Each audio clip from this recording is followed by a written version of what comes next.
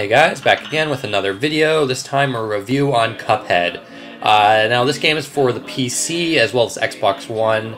I don't have an Xbox One, so I did play it on PC, and this is a game I've been looking forward to for a very long time.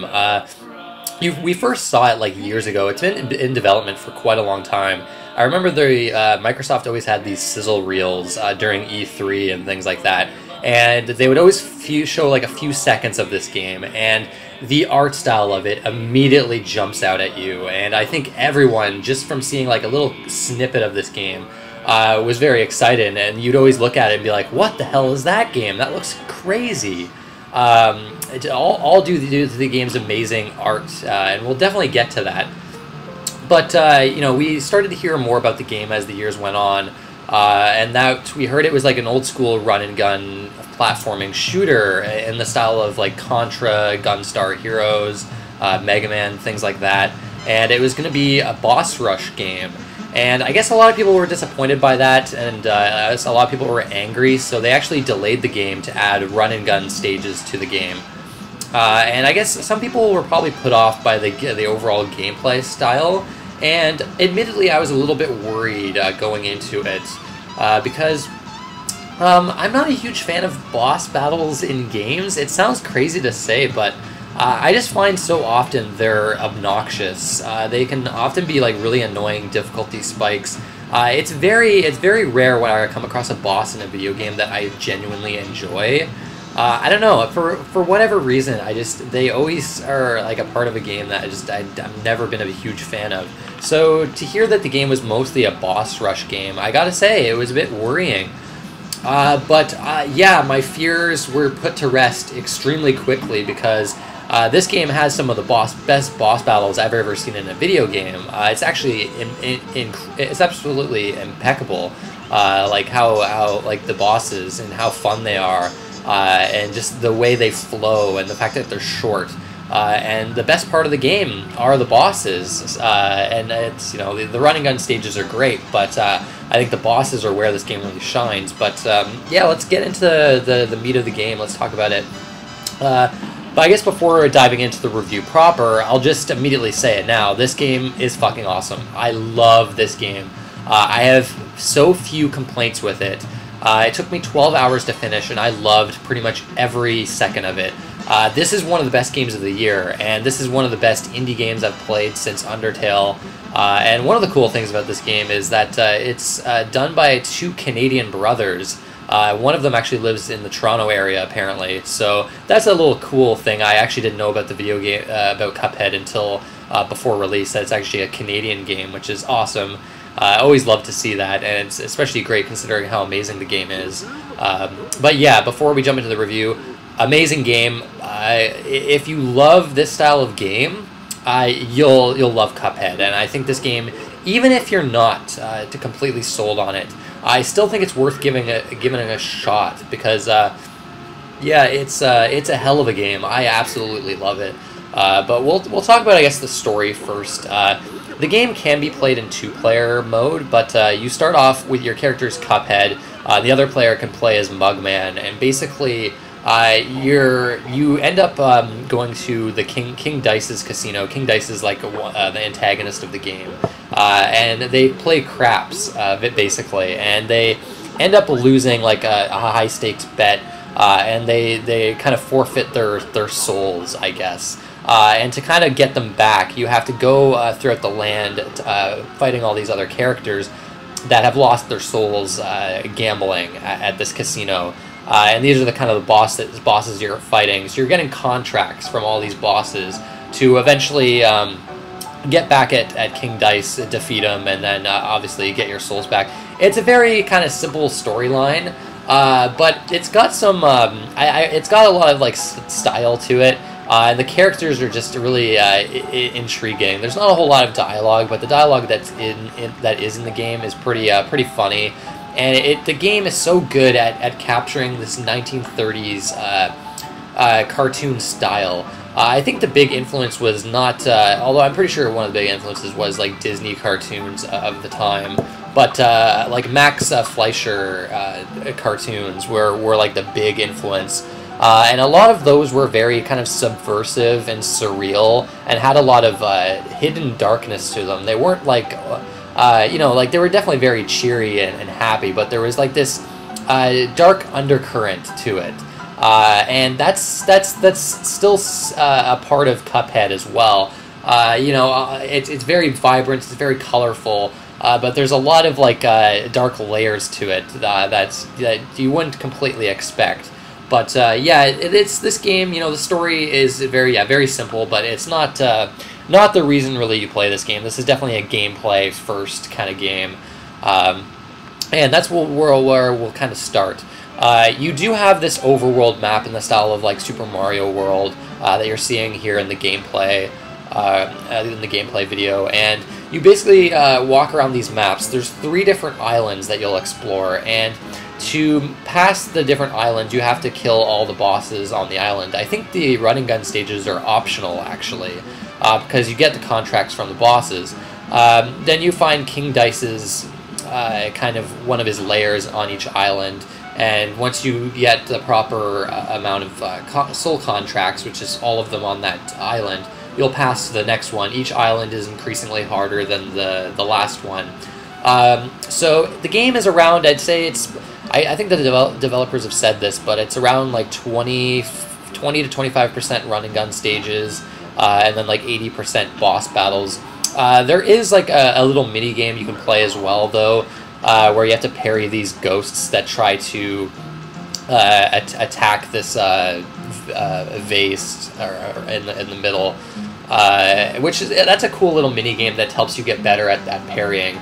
You'll see here that there's a shop you can visit too to spend some of your coins that you collect. The coins you can't collect an endless amount of coins. They're actually, there's a set amount of coins in the game, and you can only get them in the run and gun stages. And basically, you buy different weapon types here, as well as different power-ups. And like I said in the beginning of the video, the game is a run and gun shooter in the style of something like Contra. I think Contra or Gunstar Heroes is probably the closest comparison that you can make, and basically the game controls like really good. Like, I love the controls. Like, it controls so well. You have your standard jump. You can run left to right, and then you have your 2 different weapons that you can swap between. You start with the pea shooter, and then you can buy other weapons like a spread shot, a charge shot, which is like insanely powerful. I used the charge shot for most of the game. I found it was just really good against a lot of the bosses. And through this equip menu, you can see here that there's other things you can equip. You have a super, and then you have your I forget what they call it, but it's like a super attack, basically. And every time, once you deal enough damage to enemies or parry enemy attacks, you get a card on the bottom left-hand side of the screen. And your super attacks will use up a card. And the super attack changes depending on the weapon that you have equipped. And if you have the max amount of cards, and I think it's 5, you can use a super, which there's like a couple different ones. There's one where you turn invincible for a few seconds, another where you do like this huge blast that does a bunch of damage to an enemy at once. And so there's kind of like a system there where if you want to kind of just use your super attacks whenever you have cards, you can do so, or you can save up cards to pull off like a really strong attack against some of these bosses and enemies. So yeah, there's this constant going back and forth between different weapons, and a lot of weapons are going to be good against certain bosses, which I always love in games. There's one boss, for instance, where the homing attack was very useful, and there was a run and gun stage where I almost felt it was necessary, or else it was like almost near impossible. So yeah, I felt like if I was really struggling at a certain boss, oftentimes it would be just because I wasn't using the right weapons. And I guess, well, that kind of leads into the bosses. We'll talk about the bosses themselves. Oh my god, are they so amazing. So each boss has like multiple phases to it. And once you do enough damage, you'll get into the next phase. Bosses are never longer than like 2 to 3 minutes max. And every time you die, you get like this little diagram showing how far you made it through the fight. So you can kind of get an idea of how long each fight is, the more you do it and the better you get at it. And the way these bosses are animated, the way they telegraph their attacks, and the way like the environment changes, and just all the different attack patterns that you'll find in the game, it's absolutely insane. There's so much variety to it. And these boss battles are so intense, and there's so much going on. There's so many projectiles you have to dodge. There's so many patterns you have to learn, and it's all extremely rewarding and fun to do. And you get this results screen here once you beat a boss, so you can go for like good rankings. So you see like there's the parry and skill level and things like that there. There is a parry system in this game that I think is actually really cool, and I love how it builds throughout the game, where a lot of enemy projectiles will be pink in color. And if you jump towards it and press A before you hit it, basically you'll parry off the projectile and you'll get some extra height, as well as get one of those cards to have another super attack stored up. So parrying is very useful against a lot of these bosses.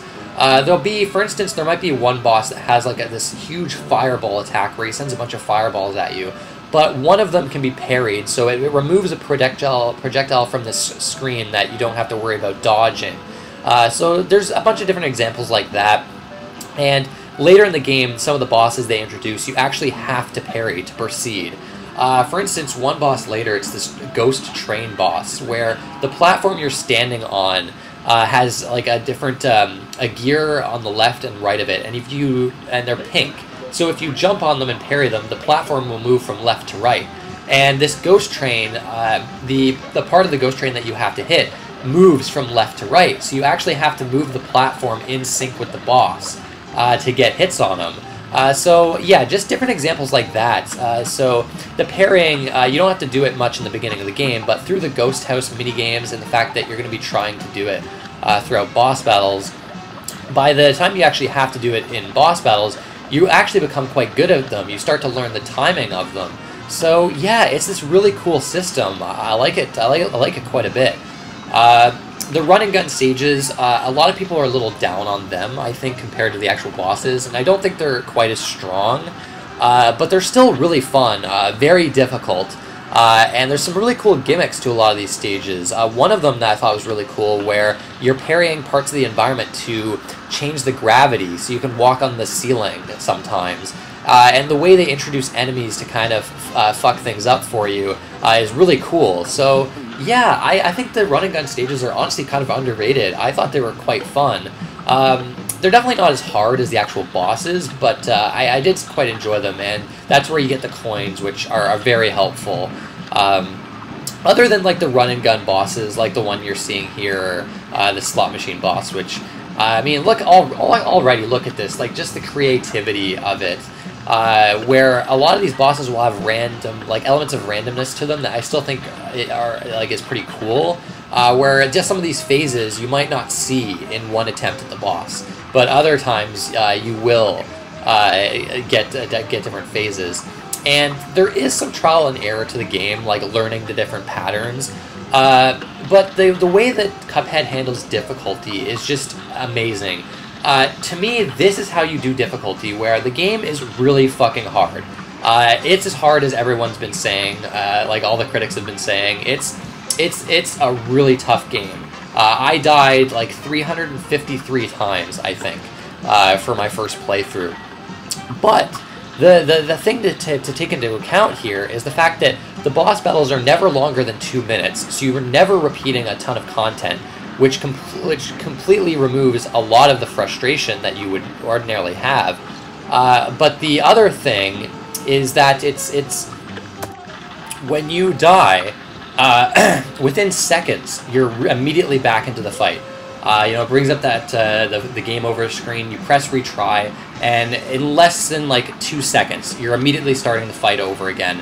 It reminds me of Super Meat Boy, and this is how you do challenge, where these bosses are very tough, and it's going to take a while to learn the patterns, but keep trying. It's actually kind of remarkable how good you'll get at this game.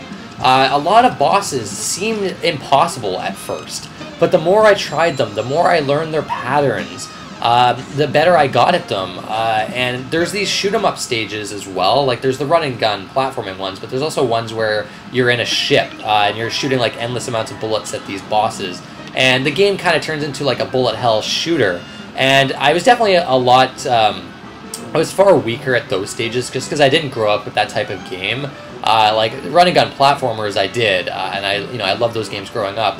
So I still have some kind of skill with those types of games, and it would explain why it took me so much longer to kill these shoot 'em up bosses. But yeah, they're pretty fun as well. I don't enjoy them as much as the other bosses, but they're still like super creative, and a lot of them seemed like impossible at first. There's a robot boss on the 3rd island. His first phase is insane, where there's so many different types of projectiles being thrown at you. There's homing missiles. There's like these bullets that are going in like the spread direction. You have all these other projectiles that are going from it's like Galaga type ships coming from the bottom into the top of the screen. There's like this magnet that's pulling you towards it. All of this shit going on at once in the first phase of this fight. And when I first started it, I was like, oh man, I don't think I can do this. Like it seemed so out of my league. But fast forward, multiple tries later, and I was getting past it. I figured out a way to get better at it. And the thing I figured out was just kind of move from bottom to top with his different parts of his body that you destroy. And don't just destroy one part at once. Kind of alternate between the top and the middle.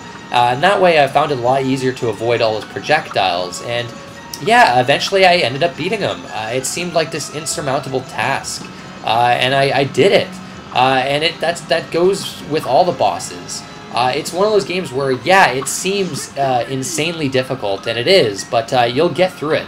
And it's so satisfying when you finally do take down that boss that's been giving you so much trouble. And the game is so rarely frustrating. The only really thing I can say is that sometimes there are some bullshit moments. There is an element of randomness that can be kind of annoying. For instance, there's some bosses where you'll have moving platforms that you're jumping on while you're attacking the boss.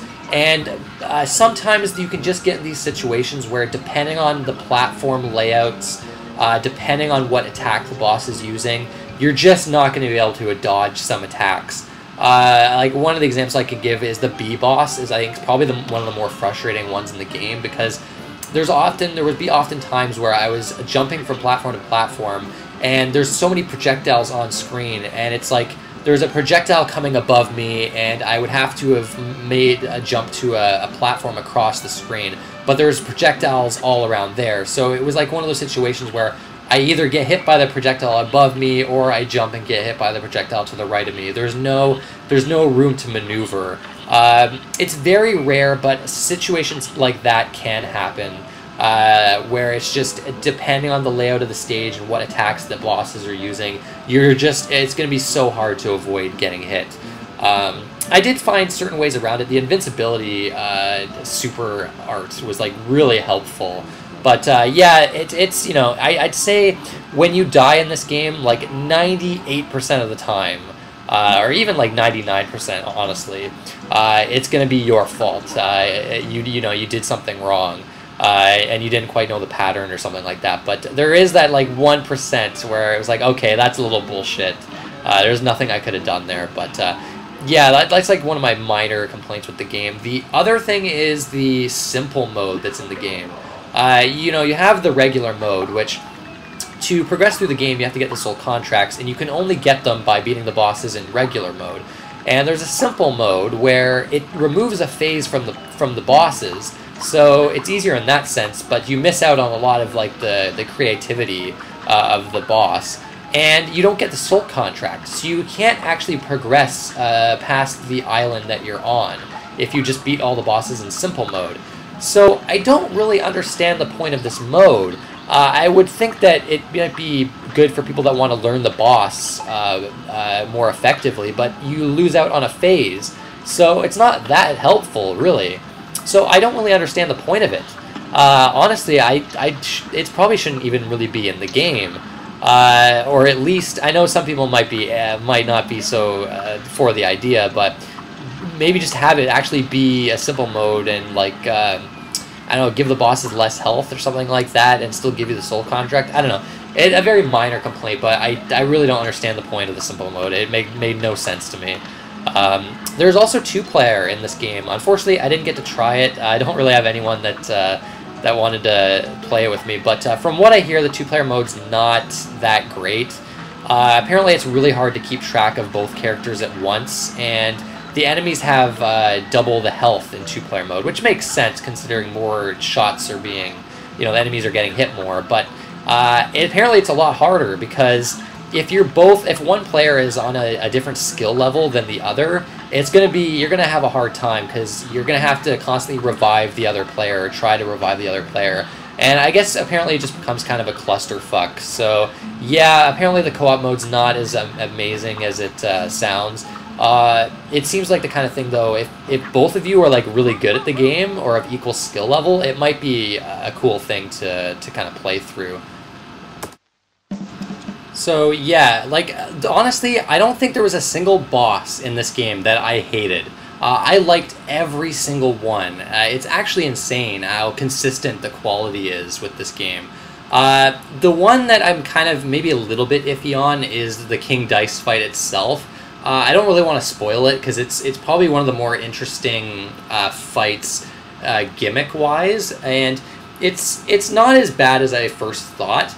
Because, again, like with all the other bosses in the game, it seems really hard at first, but the more you do it, the better you get at it. And yeah, eventually I got to a point where I was like getting through like the entire fight with like full health up until King Dice. But yeah, the King Dice fight is a little different because it's not like just 2 minutes long. It's a lot longer than the other fights in the game, so it can be a little frustrating retrying it, but there's ways to get around making the fight so long. You can make it shorter for yourself, and you kind of learn how the more you do it. But I don't know, the more I played that fight, the more I kind of grew to appreciate it a little more. So I honestly, I don't even know if I would say it's my least favorite fight in the game. The bee is probably the most annoying, just because she has a lot of these attacks that like shoot multiple projectiles all around the screen. And combined with the moving platforms, like you have platforms moving from the bottom of the screen to the top in random layouts, it can cause a lot of cheap deaths, I found. So that's probably the only boss that I thought was kind of frustrating at times.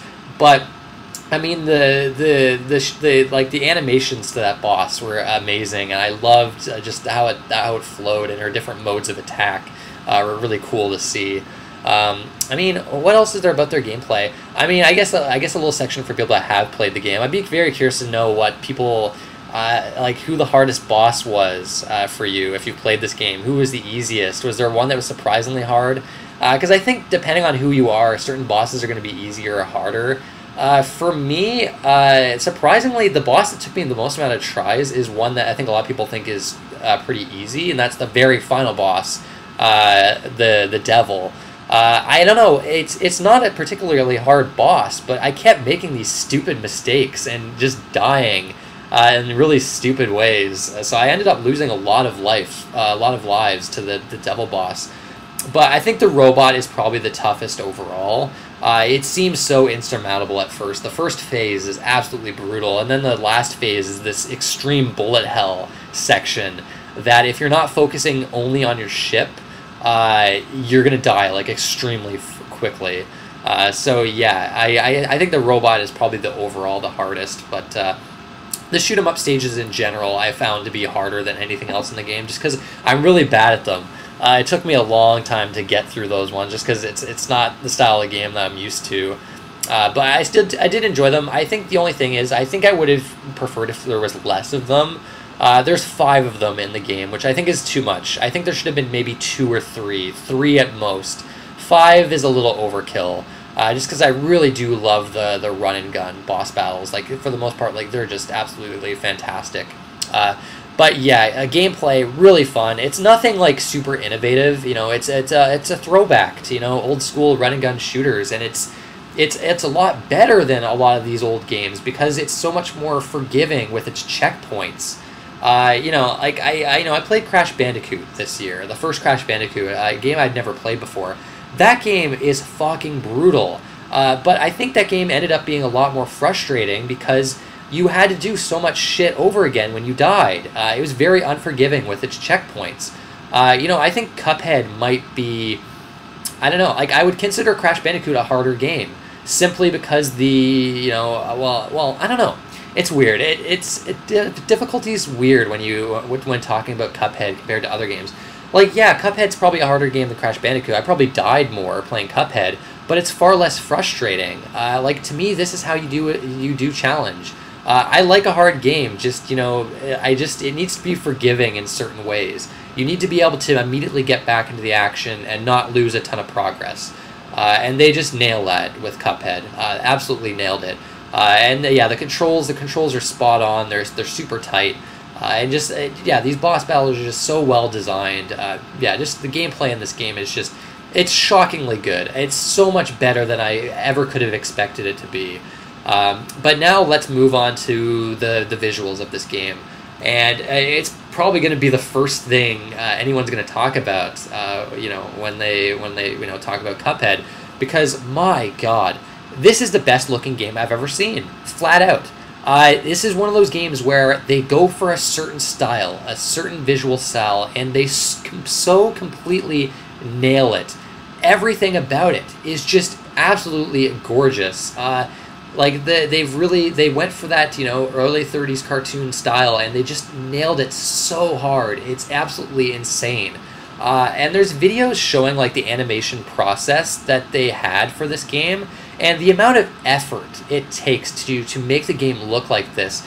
It's what made me finally realize that, like, it's strange because you look at this game and the way it looks, and it's one of those things that you're surprised that it hadn't been done before.